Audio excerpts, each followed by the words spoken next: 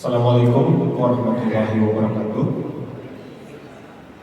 Innal hamdalillah nahmaduhu wa nasta'inuhu wa nastaghfiruh wa na'udzu billahi min shururi anfusina wa min sayyiati a'malina may yahdihillahu fala mudilla lahu wa may yudlil fala hadiya lahu. Asyhadu an la ilaha illallah wa asyhadu anna Muhammadan abduhu wa rasuluh. Amma ba'd. Alhamdulillah, puji serta syukur kita panjatkan kehadirat Allah Subhanahu wa taala yang pada pagi hari ini senantiasa memberikan kesehatan selalu kepada kita semuanya, sehingga kita semuanya masih diberikan kesempatan untuk mengikuti kegiatan rutin di Masjid Raya Mujahidin, yaitu pengajian keluarga yang diselenggarakan setiap bulannya di minggu 4 di Masjid Mujahidin ini. Tak lupa salawat serta salam moga tetap tercurah limpah kepada junjungan kita Nabi besar Muhammad SAW beserta keluarganya, para sahabatnya, serta umatnya yang senantiasa tiba di jalannya. Yang kami hormati narasumber yang pagi hari ini sudah hadir di depan kita, Bapak Profesor Haji Wahyu Sugitomo MSI PhD. Yang kami hormati para jamaah, Bapak Ibu sekalian yang sudah hadir di Masjid Raya Mujahidin ini. Alhamdulillah, pada pagi hari ini yang lumayan suasananya sedikit mendung.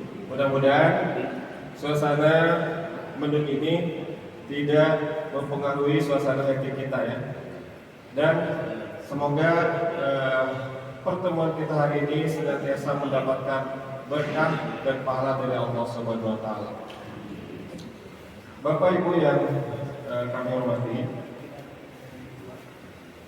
untuk tema pengajian keluarga pada pagi hari ini yaitu berkah dalam qanaah, kunci ketenangan, kecukupan dan kemuliaan.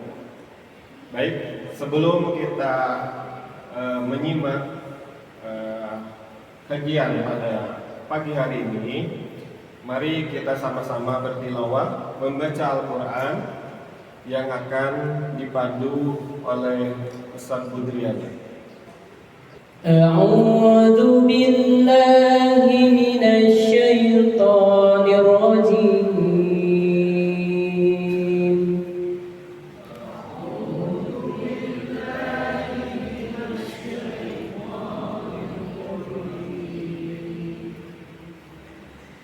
للرجال نصيب مما ترك الوالدان والأقربون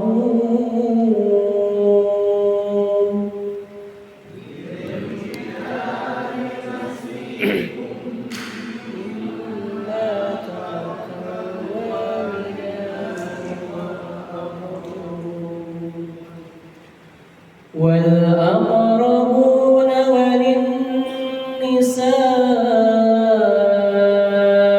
نصيب مما ترك الوالدان والأقربون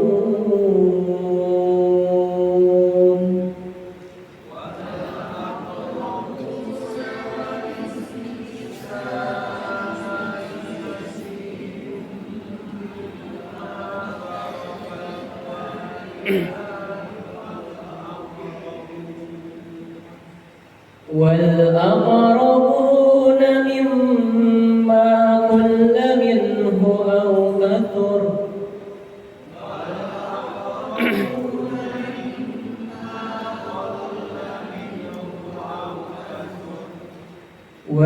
والأقربون مما قل منه أو كثر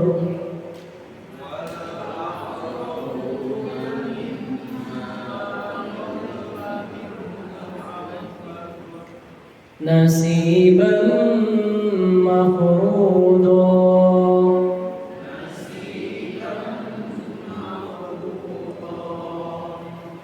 وإذا حضر القسمة أولو القربى واليتامى والمساكين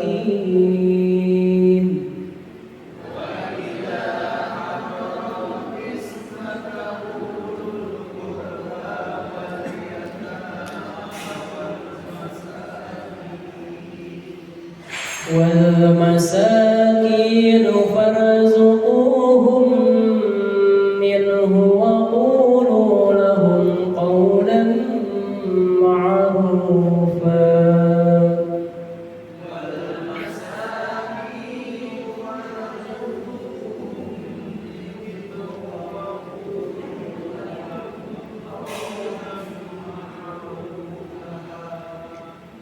وليخشى الذين لو تركوا من خلفهم ذرية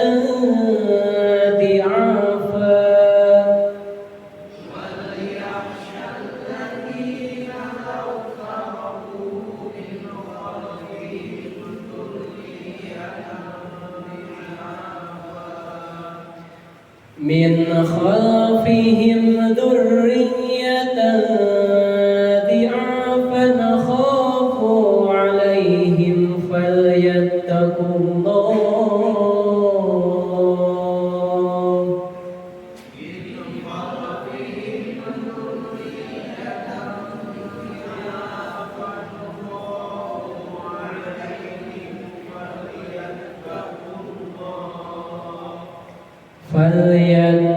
الله وليقولوا قولا سديدا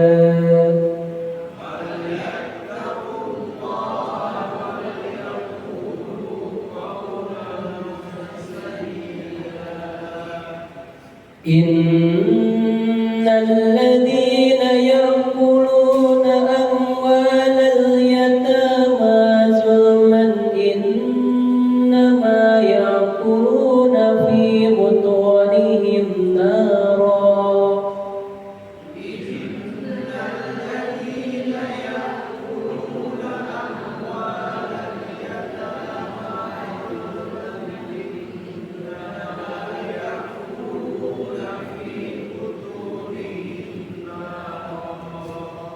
وسيصلون سعيرا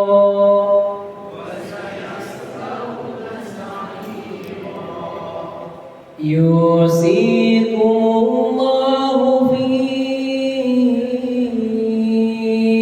أولادكم للذكر مثل حظ الأنثيين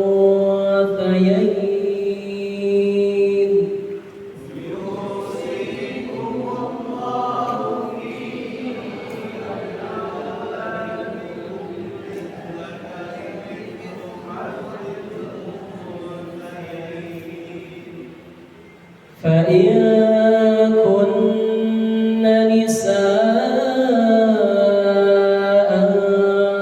فوق اثنتين فلهن ثلثا ما ترك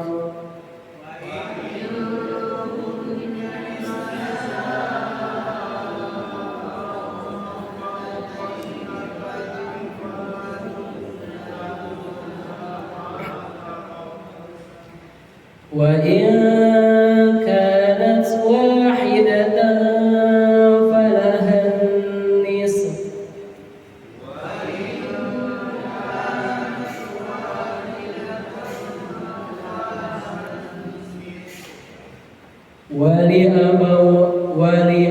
ولأبويه لكل واحد منهما السدس مما ترك إن كان له ولد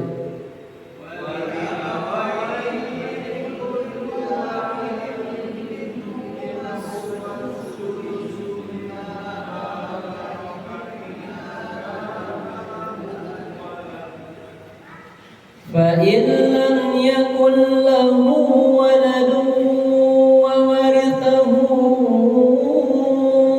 أبواه فلأمه الثلث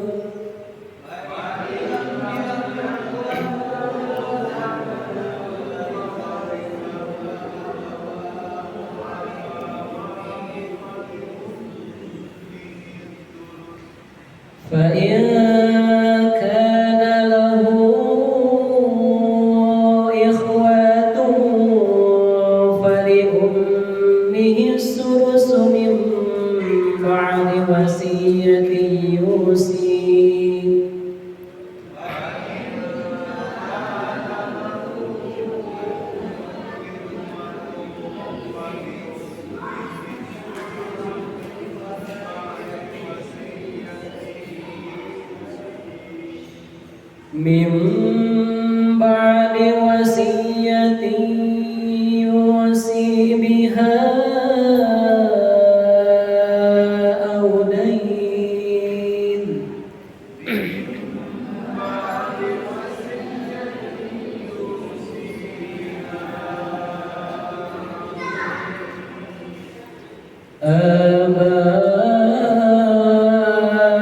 Aba'ukum wa abna'ukum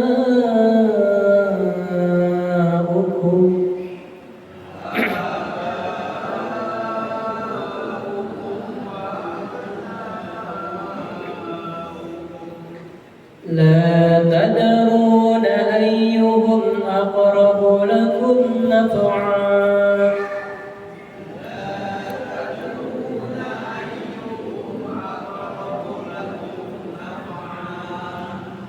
fariidatan minallah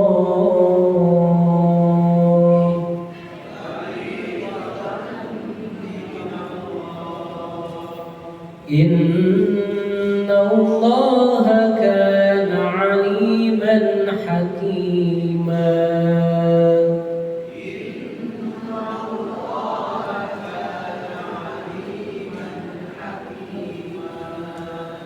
Sadaqallahul azim.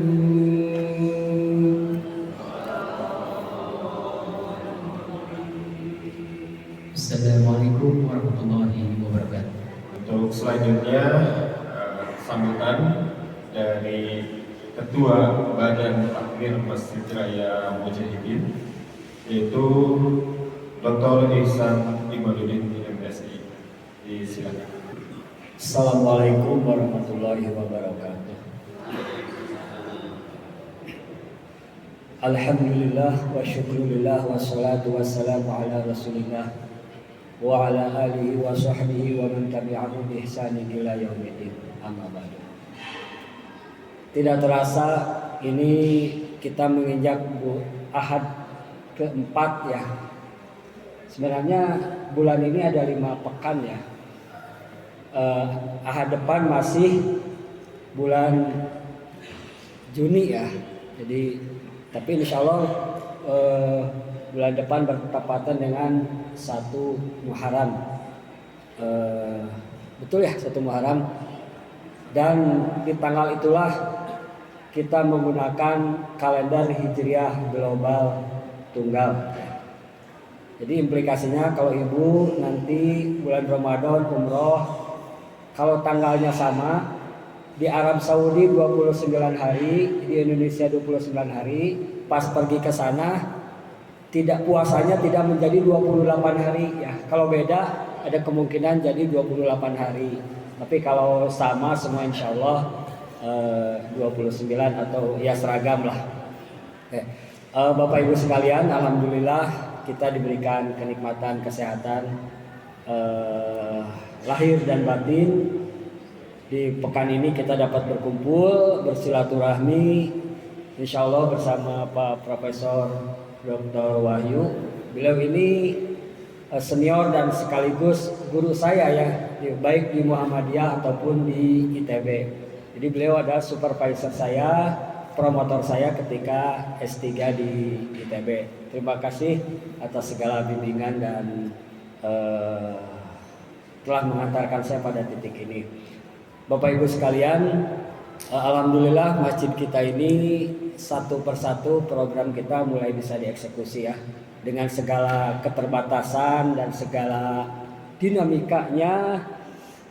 Satu lagi, setiap malam Jumat ya Ibu Bapak, kalau terbiasa ngariung di rumah atau dimanapun atau sendiri ngaji, baik itu surat Kahfi ataupun surat Yasin, kalau mau berjamaah silakan datang ke Mujahidin.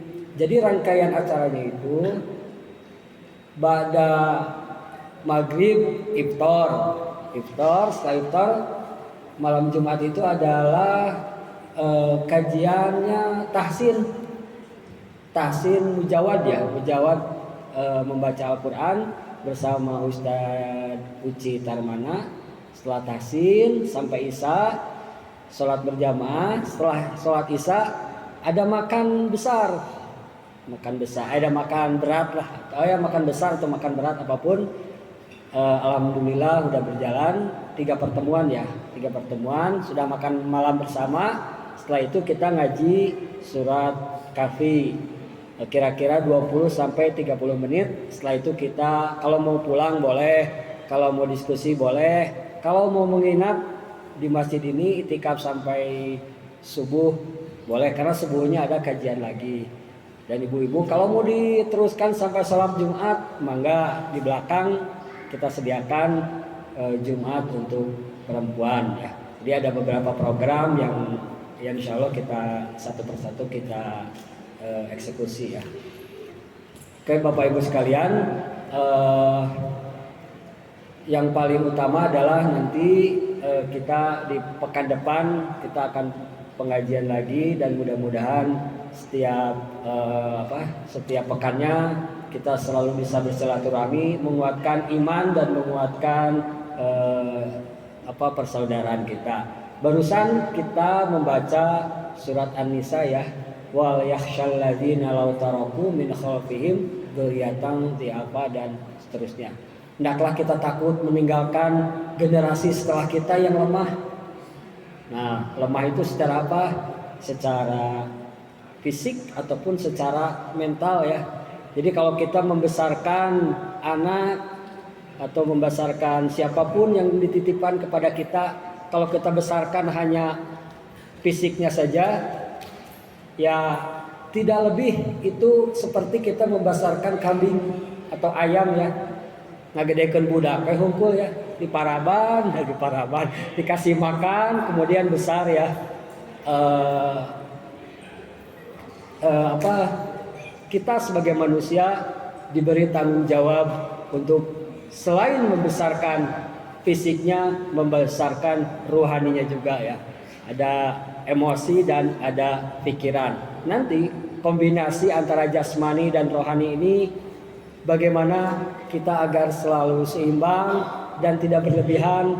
Mungkin pada hari ini akan dibahas dengan salah satu konsep yang disebut dengan qanaah. Insya Allah Pak Wahyu ini profesor bidang fisika tapi juga menguasai ilmu-ilmu agama dan menguasai ilmu psikologi, terutama psikologi pendidikan.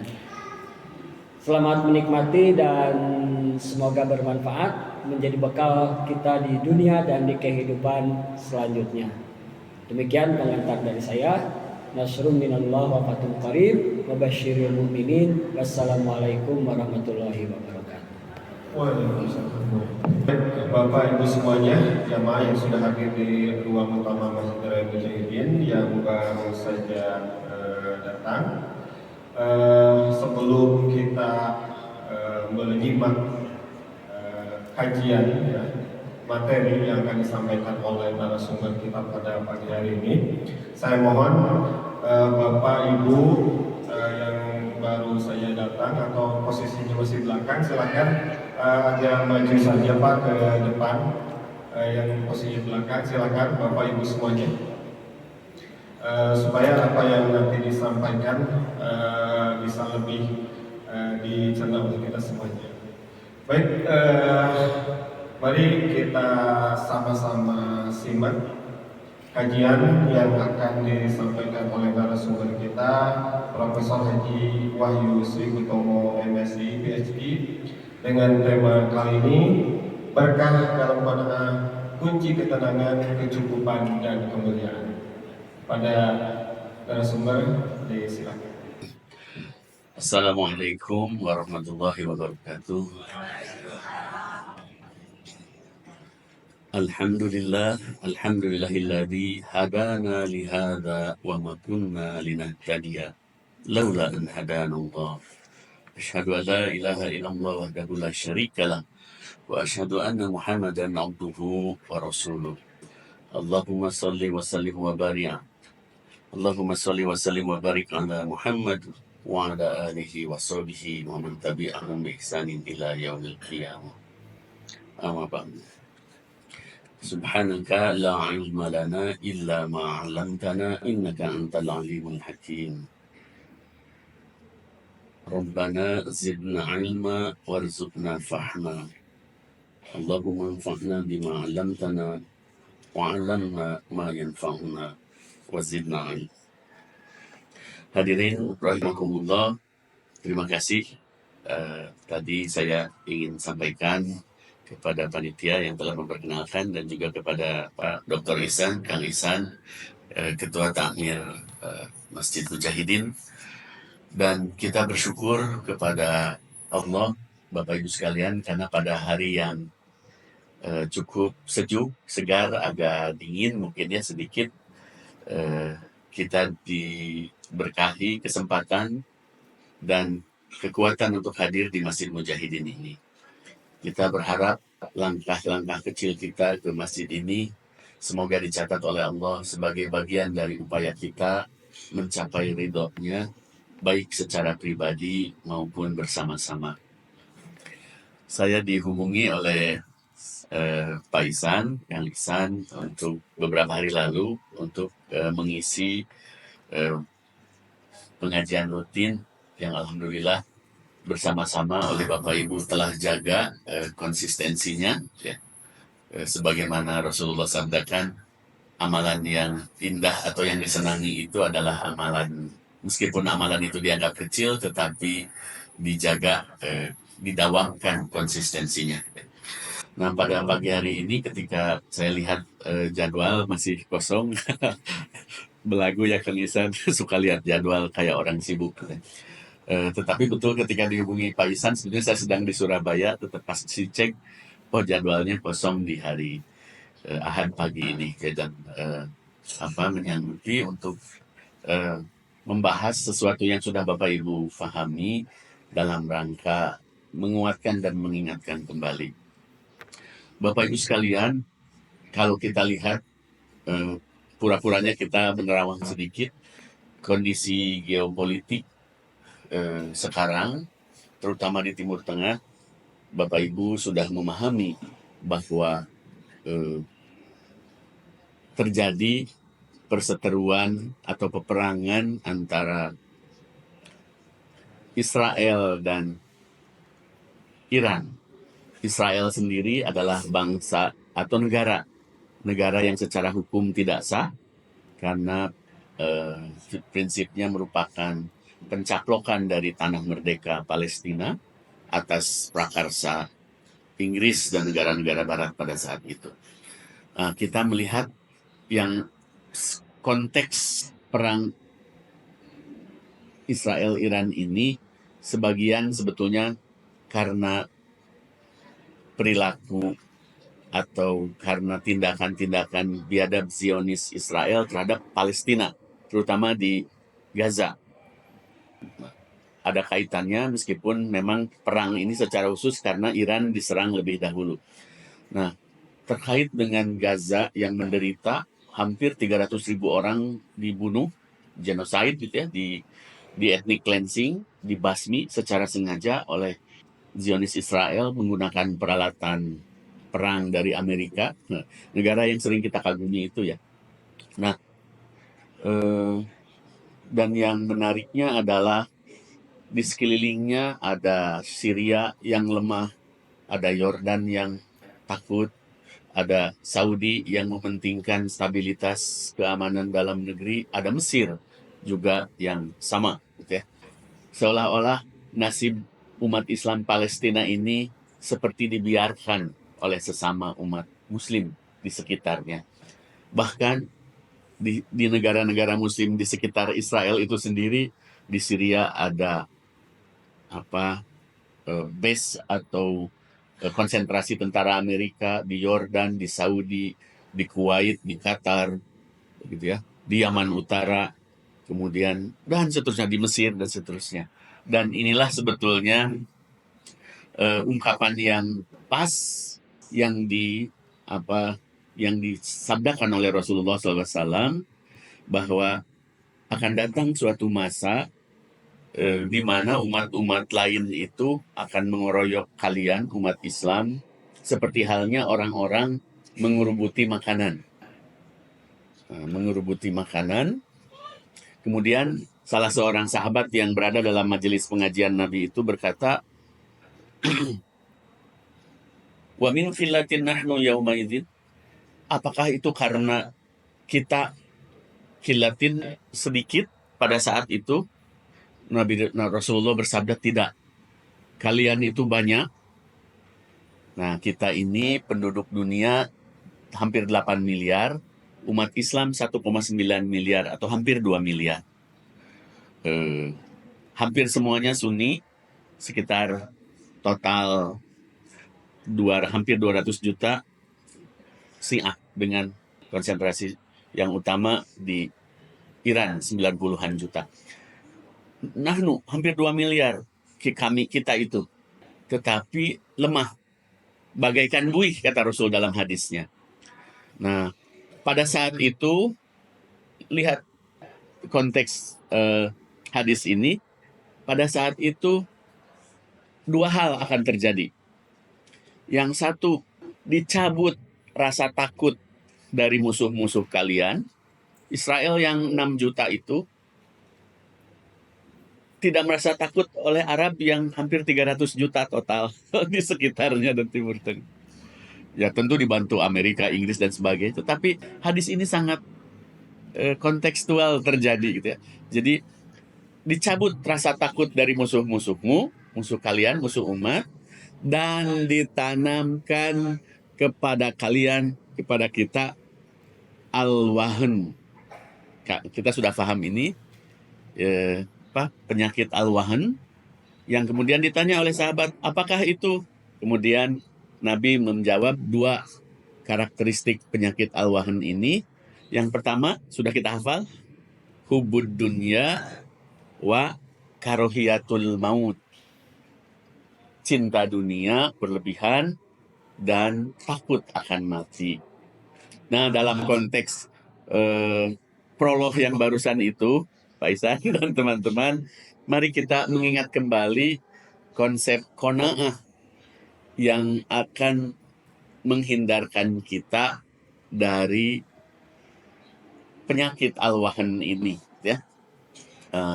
Dan Bapak Ibu sering mendengar, kita juga sering mendengar arti qanaah dan sebagainya. Mari kita ingat kembali dan semoga ini bisa dapat menguatkan pemahaman kita dan juga membuat kita lebih termotivasi untuk selalu menghidupkan konsep ini dalam kehidupan kita. Ya. Bapak Ibu, slide-nya ada 17, dikurang 16, jadi cuma 1. Jadi jangan khawatir, penderitaan Bapak Ibu dalam pengajian ini akan cepat berakhir. Ya. Baik, qanaah. Jadi al-qanaatu, qanaah secara bahasa berasal dari akar kata qani'a yaqna'u, yang kurang lebih artinya puas, rela, dan menerima, kurang lebih seperti itu ya.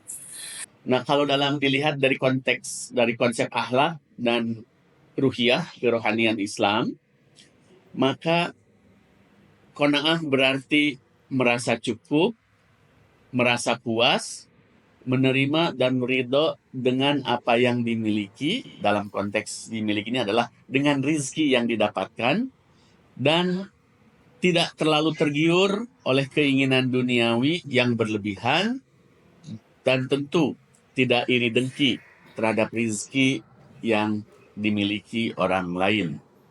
Jadi cukup puas, menerima dan ridho atas bagian rizki yang diberikan kepada kita. Nah, ini konsep qanaah, ya. Dan sebelum melanjutkan, tentu perlu dijaga juga, jangan sampai pemahaman kita juga menjadi ekstrim dan salah, yaitu memahami qanaah sebagai fatalisme atau kepasrahan akut yang pasif, yang tidak mau berusaha. Bu, kenapa si Ujang tidak disekolahkan? Biar saja, dan nasibnya sudah ditentukan ku Allah di Lauhil Mahfuz. Padahal menyekolahkan misalkan bagian dari memperbaiki keadaan seperti yang Allah pesankan dalam Al-Quran sebagai contoh. Jadi bukan kepasrahan pasif, bukan fatalisme total yang menolak usaha untuk merubah keadaan dari suatu keadaan menjadi yang lebih baik. Dan al-qanaah ini merupakan ungkapan kematangan iman dan kesadaran atau kepekaan rohani kita, yaitu tatkala kita mampu memadukan, mengintegrasikan secara tepat usaha yang maksimal, yang sering disebut dengan ikhtiar, dan penerimaan mendalam atau ridho dengan hasil yang telah ditetapkan oleh Allah Subhanahu wa Ta'ala. Jadi dua paduan yang indah sebetulnya antara menerima dan mensyukuri apa yang didapat, gitu ya, dengan tidak membunuh atau tidak menutup optimisme dan keharusan kita untuk berikhtiar. Seperti halnya seringkali kata ambisi sering disalahartikan sebagai sesuatu yang negatif, gitu ya. Sehingga kata ambisi sendiri sekarang jadi harus dipositifkan. Ambisi yang baik, ambisi yang positif. Padahal ambisi sendiri adalah sesuatu yang baik awalnya, yaitu keinginan untuk maju, berkembang, dan lebih sukses, gitu ya. Nah, tetapi karena orang yang misalkan menghalalkan segala cara juga sering disebut sebagai orang yang berambisi, jadi kata ambisi menjadi negatif konotasinya, gitu ya. Saya berambisi menghafal Quran, juz 30 atau 30 juz. Baik. Nah, jadi kita kembali kepada kata qanaah. Mari kita lihat kalau dalam Quran kata atau terminologi langsung yang terkait dengan qanaah kurang lebih Bapak Ibu hanya dapat mendapatkan artinya dalam kata tersebut dalam kesepadanan makna, tetapi dalam hadis memang secara eksplisit disebutkan qanaah itu sendiri. Mari kita buka Bapak Ibu surat An-Nahl ayat 97. Semoga tidak salah ya intinya.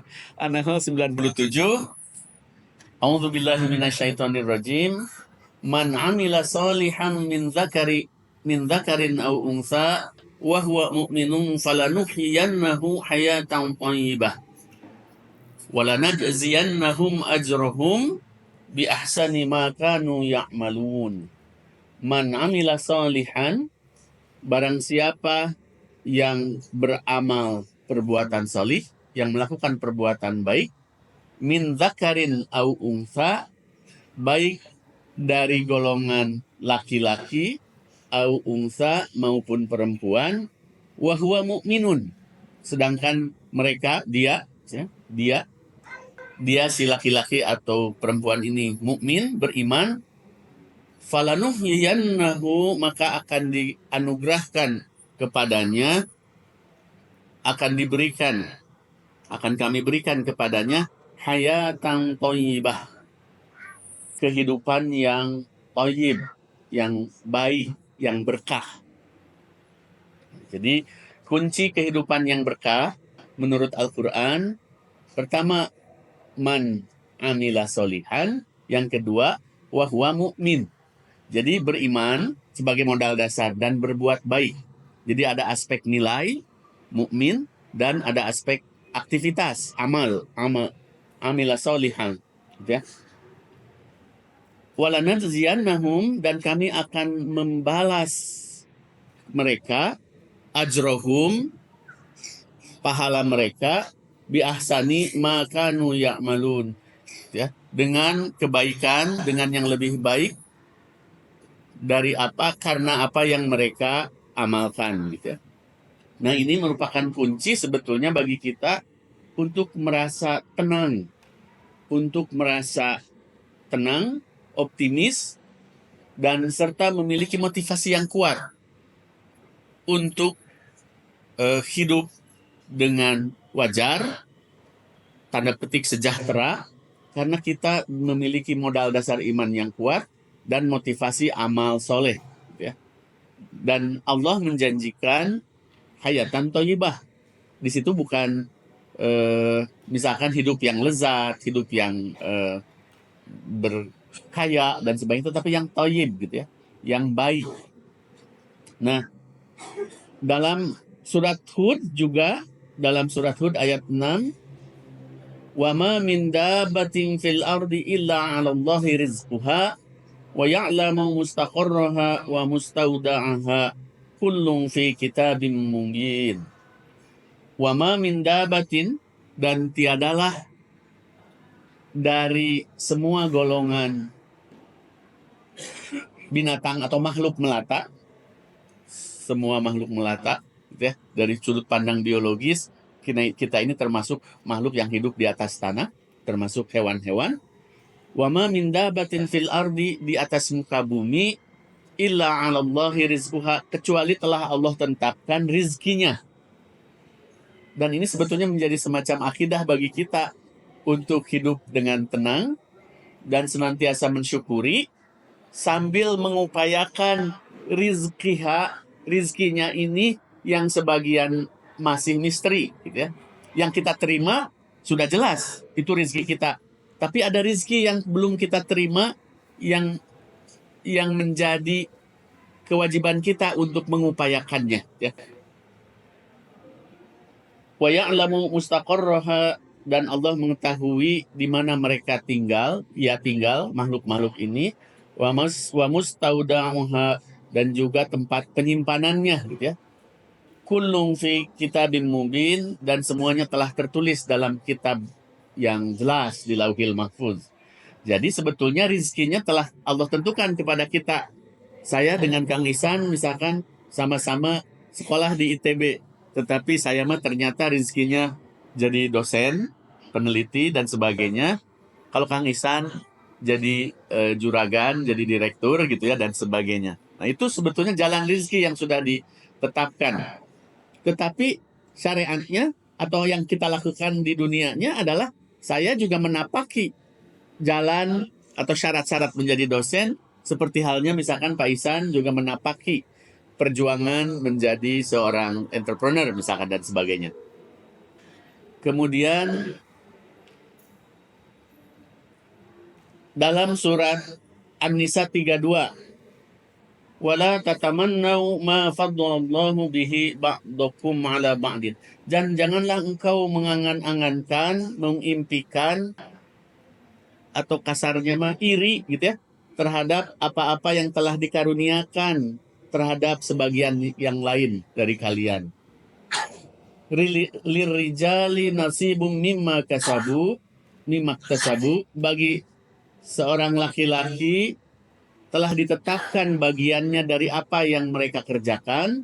Walin nisa'i, dan juga bagi kaum perempuan, nasibun, telah ditetapkan juga bagian-bagian mimma kasabna. Jadi yang mereka upayakan. Gitu ya. Kemudian innallaha kana bikulli syai'in alim, sesungguhnya Allah Maha mengetahui terhadap segala sesuatu.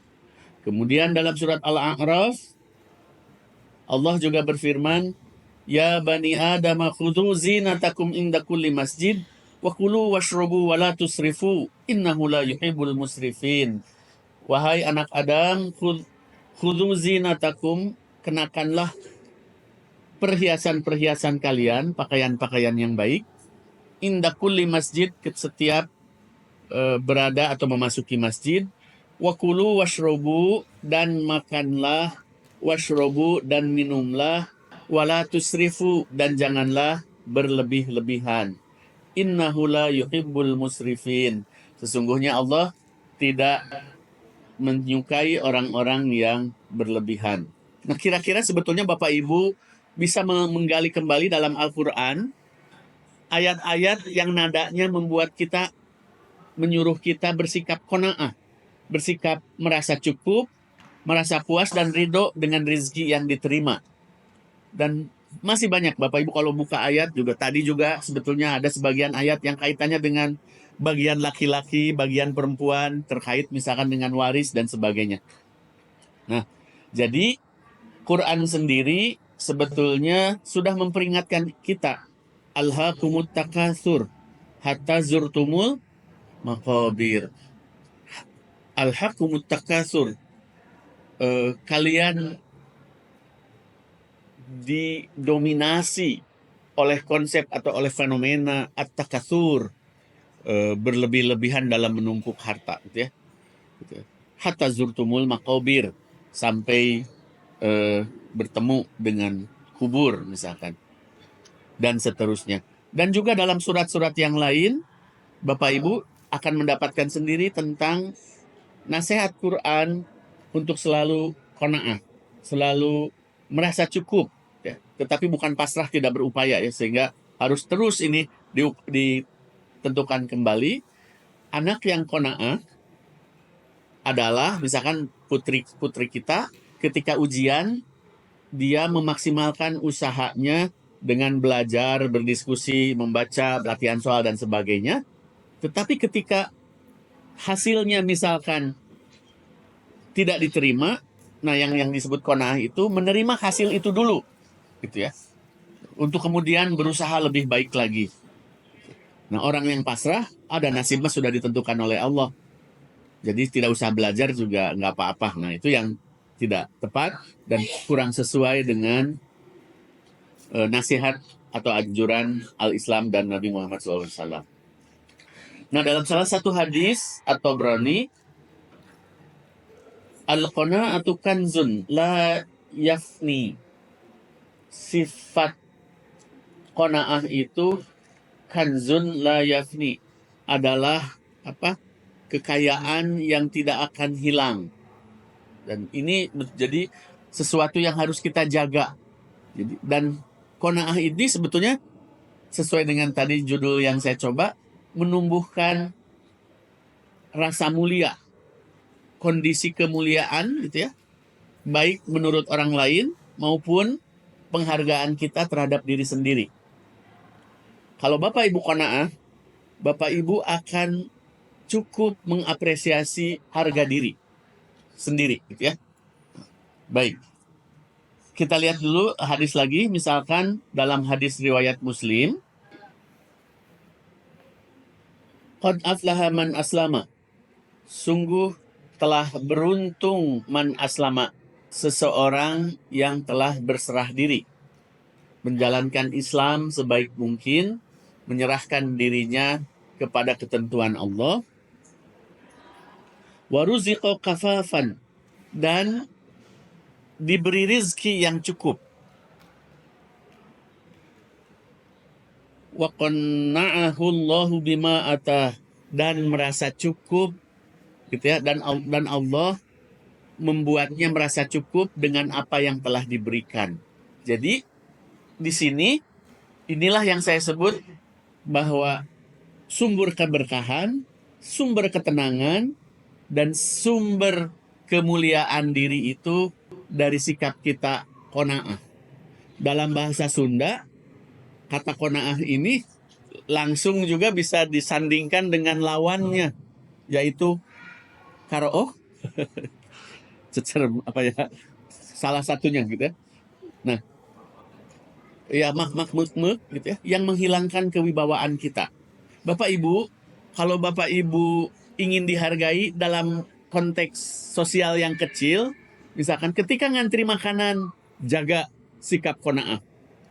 Jangan bubur usutan, menyela barisan, kemudian mengambil mak itu yang sebetulnya akan membuat teman Bapak Ibu gini si eta mah gitu ya. Kalau Bapak Ibu bersikap excellence, bersikap anggun, tentu lapar mah iya sama. Tetapi ambil secukupnya dengan tenang, kemudian jaga kewibawaan, orang lain akan menghormati. Dari hal yang kecil, tentu sampai hal yang besar. Tidak korup, menjaga waktu dengan baik dan sebagainya, ya, dan seterusnya. Baik. Qad aflaha man aslama. Sungguh beruntung orang yang berserah diri, menjaga keislamannya, gitu ya. Dan merasa cukup, dan Allah cukupkan rizkinya, gitu ya, diberi rizki yang cukup, dan dia merasa cukup, dan Allah menanamkan rasa qanaah atas apa yang telah diberikan kepadanya, ya. Kemudian ini juga hadis yang populer dari Nabi Muhammad SAW yang dicatat yang disampaikan oleh Bukhari dan Muslim, laisal ghina an kathratil haram, Walakinnal ghina ghinnan nafs. Waduh, ini yang senang filosofi. Ini sebetulnya hadis yang sangat filosofis gitu ya.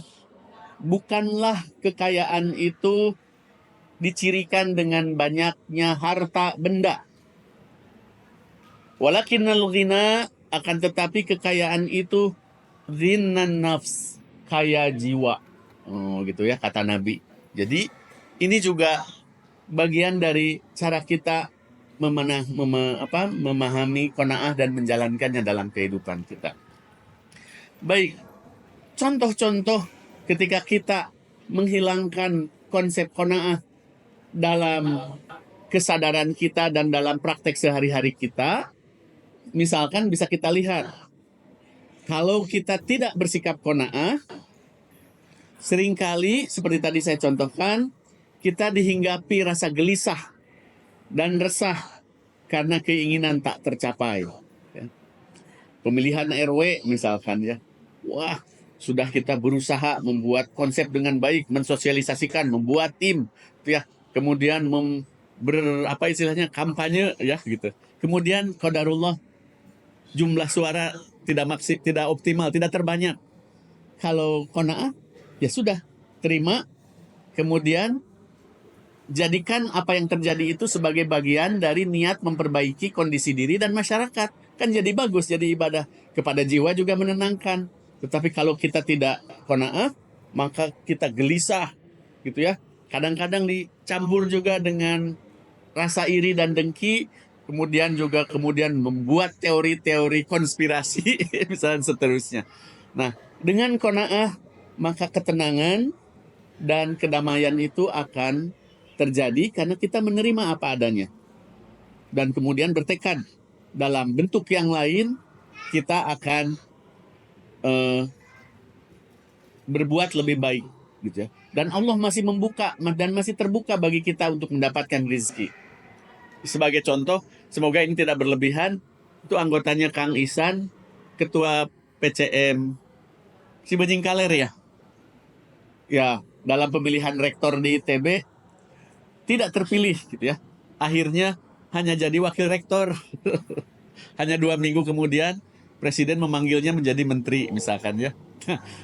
Kalau kita qanaah, Allah membuka jalan-jalan kebaikan, jalan-jalan rizki yang lain gitu. Sebetulnya dalam konsep kalau takwa juga kita nyatakan sebagai kalau qanaah juga bisa kita nyatakan sebagai salah satu bentuk ketakwaan.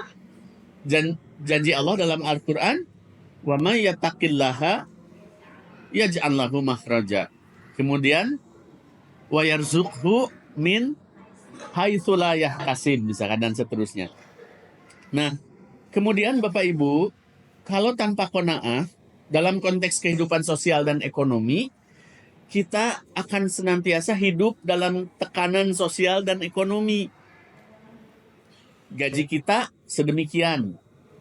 Melihat tetangga misalkan membeli HR-V baru misalkan ya, mobil, nggak tahu itu kontan, nggak tahu itu cicilan gitu ya, atau hadiah dari apa gitu ya. Kemudian kita merasa tertekan. Padahal kalau orang yang qanaah mah, alhamdulillah tetangga kita punya mobil baru, semoga hidupnya semakin sejahtera dan lebih bermanfaat dan sebagainya gitu ya. Dan semoga kita terinspirasi mungkin dari upayanya, dari usahanya dan seterusnya. Nah, kalau dengan qanaah melihat misalkan kondisi ekonomi atau memahami kondisi ekonomi yang ada pada diri kita, Allah sudah menjelaskan bahwa kondisi ekonomi kita, nasi ibu tadi itu akan beda-beda. Kita sekolah bersama misalkan dengan seseorang, yang satu jadi pengusaha, yang satu jadi dosen, yang satu jadi supir ojol misalkan, ojek online, betul ya, dan seterusnya. Itu karena semua sudah punya bagian-bagiannya ya. Nah, dengan qanaah ini hidup kita akan lebih ringan, lebih fokus pada makna.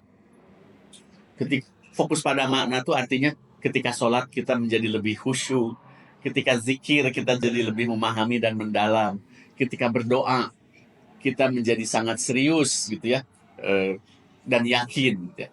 Nah, tanpa stres yang berlebihan gitu ya, baik dari stres sosial maupun stres ekonomi gitu ya. Kalau qanaah, kita punya motor, kita syukuri dulu gitu ya, sebelum kita memaksakan diri ngeredit mobil misalnya ya, dan seterusnya. Nah, dan tanpa qanaah, Bapak Ibu, kita ini menjadi rawan, menjadi rentan terhadap serangan stres, iri hati, bahkan depresi gitu ya. Nah, dengan qanaah justru kita akan lebih stabil secara emosional. Kesadaran kita itu akan tetap tinggi dan kejiwaan kita akan lebih mature, lebih dewasa gitu ya. Dan kita menjadi bisa untuk memilih menjadi bahagia. Jadi kondisi sederhana mah ya memang keadaan, tapi bahagia itu pilihan misalkan gitu ya. Inilah salah satu kunci bagaimana qanaah itu bisa membuat kita hidup dengan penuh ketenangan ya. Nah, terkait dengan hasad yang merupakan bagian dari atau yang merupakan salah satu lawan dari qanaah, Rasulullah juga pernah memesankan gitu ya. Jadi intinya meskipun Quran mengatakan bahwa wa amma bi ni'mati rabbika fahaddits, bahwa dengan rizki yang engkau terima itu ceritakanlah ya, beritakanlah, tetapi harus dengan cara yang sedemikian sehingga tidak membuat orang lain hasad. Bahkan kalau kalian, dalam satu hadis kalau secara bebas diterjemahkan, kalau kalian memperbaiki rumah atau kalian mempunyai rencana yang besar, yang bagus, belum tentu harus diceritakan dulu. Karena orang-orang yang hasad itu siap menerkam, gitu ya. Jadi kecuali pada orang-orang yang menurut kita sudah cukup qanaah gitu ya, dan seterusnya. Baik Bapak Ibu, mari kita lihat sekarang salah satu aspek tadi yang disebut ketenangan, keberkahan, ketenangan, dan kemuliaan itu kurang lebih adalah yang saya tulis di sana, yaitu sikap qanaah itu akan memerdekakan jiwa dan meninggikan martabat. Bapak Ibu sebetulnya mampunya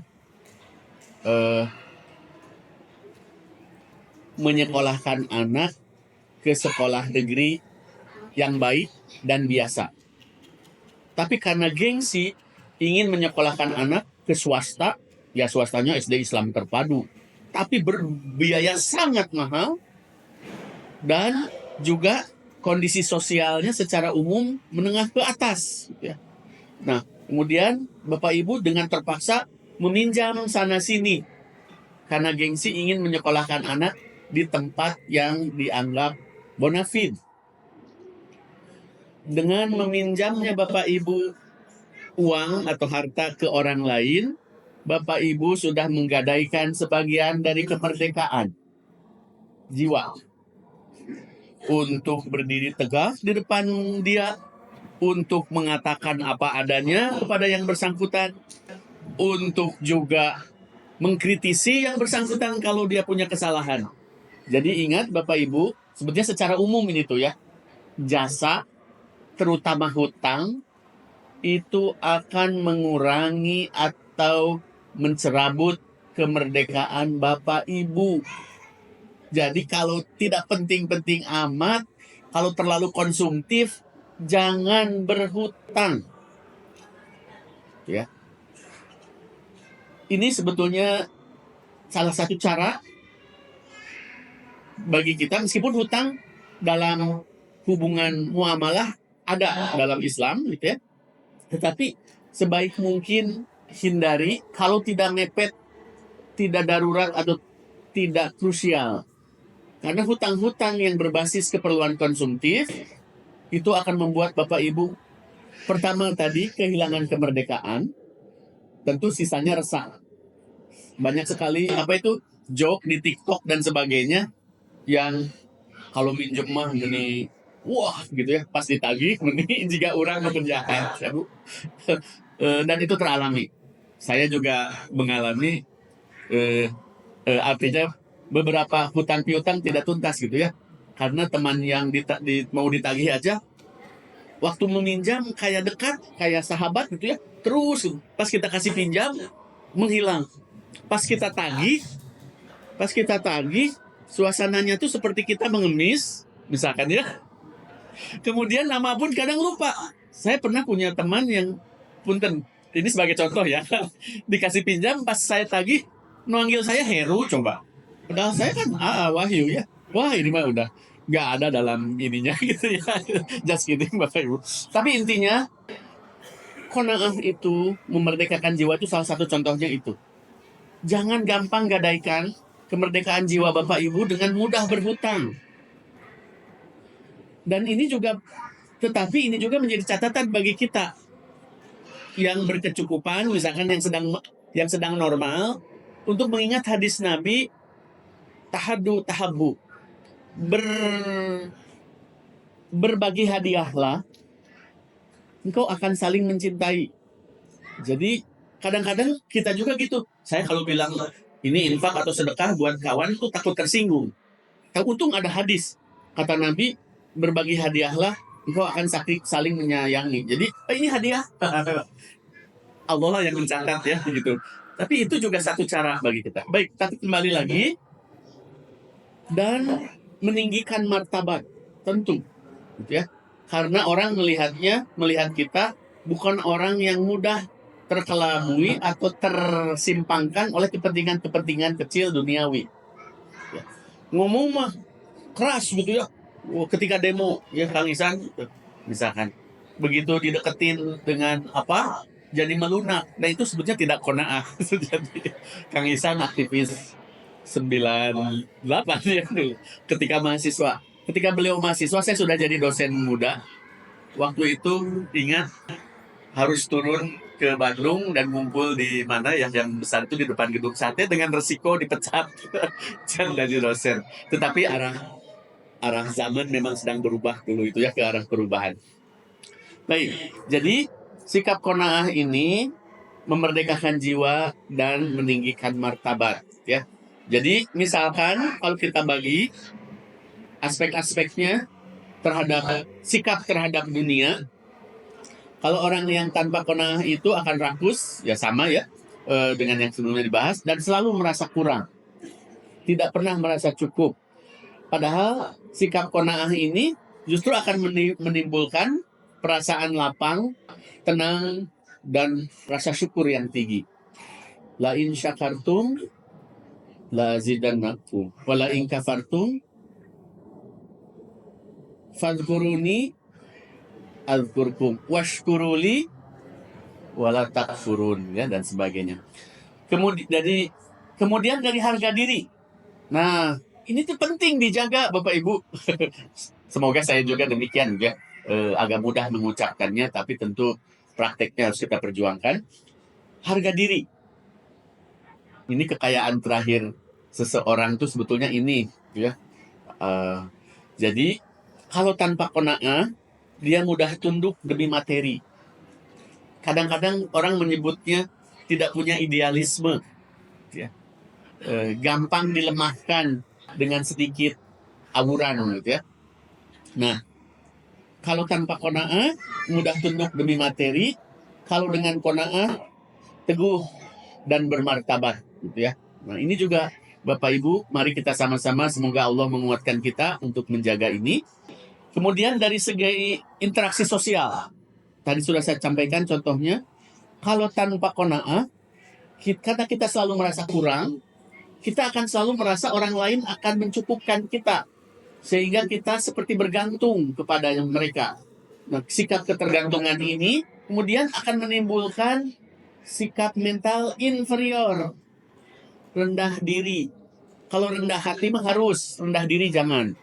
Kata Nabi juga dalam nasihat-nasihatnya, wahfid lahum janahad dzulli, dalam Al-Quran juga, rendahkanlah dirimu terhadap orang tua, terhadap orang mukmin, iya. Tetapi jangan rendah hati harus, tapi jangan rendah diri, inferior. Apalagi karena merasa kita kurang dan bergantung pada orang lain. Kemudian tentu juga mudah tersinggung. Sok Bapak Ibu nambut teras hutang, pas ditagih pasti tersinggung.